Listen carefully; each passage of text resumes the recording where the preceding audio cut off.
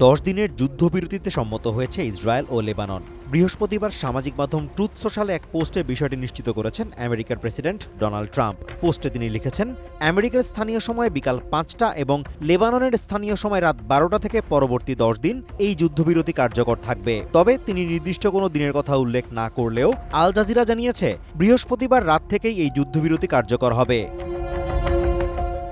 পোস্টে ট্রাম্প লেখেন, ইসরায়েলের প্রধানমন্ত্রী বেঞ্জামিন নেতানিয়াহু এবং লেবাননের প্রেসিডেন্ট জোসেফ আউনের সাথে এদিন চমৎকার ফোনালাপ হয়েছে। তিনি দাবি করেন, দুই দেশের মধ্যে শান্তি স্থাপনে অস্থায়ী এই যুদ্ধবিরতিতে সম্মত হয়েছেন নেতানিয়াহু ও আউন। পাশাপাশি শান্তি আলোচনা সফল করতে ভাইস প্রেসিডেন্ট জেডি ভ্যান্স, পররাষ্ট্রমন্ত্রী মার্কো রুবিও এবং জয়েন্ট চিফস অব স্টাফের চেয়ার জেনারেল ড্যান কেইনকে নির্দেশনা দিয়েছেন বলেও জানান তিনি।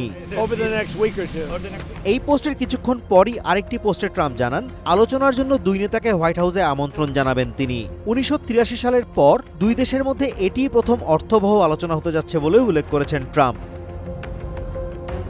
এদিকে সাংবাদিকদের সাথে আলাপকালে ট্রাম্প দাবি করেন, লেবানন ও ইসরায়েলের এই যুদ্ধবিরতির আওতায় হিজবুল্লাহও রয়েছে।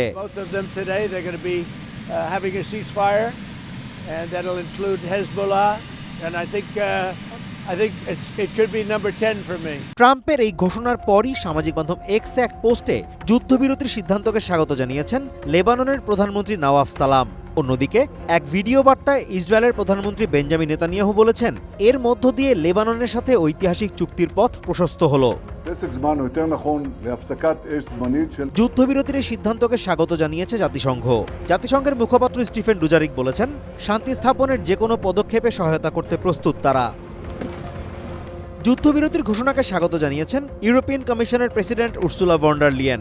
সামাজিক মাধ্যম এক্সে এক পোস্টে তিনি সংঘাত বন্ধের ঘোষণায় স্বস্তি প্রকাশ করেন। ট্রাম্পের এই যুদ্ধবিরতির ঘোষণার পর তাৎক্ষণিক প্রতিক্রিয়ায় হিজবুল্লাহ জানিয়েছে, 10 দিনের এই যুদ্ধবিরতি চলাকালে লেবাননের ভেতরে ইসরায়েলের সেনাদের অবাধ বিচরণ কোনোভাবেই মেনে নেবে না তারা। সশস্ত্র গোষ্ঠীটির এক কর্মকর্তার বরাত দিয়ে আল জাজিরা বলছে, লেবাননের মাটিতে ইসরায়েলি সেনারা অবস্থান করলে তাদের প্রতিহত করার অধিকার লেবাননের থাকবে। তবে হিজবুল্লাহকে যুদ্ধবিরতি মেনে চলার আহ্বান জানিয়েছে জাতিসংঘ। Azimur Rashid Kanak, one international desk.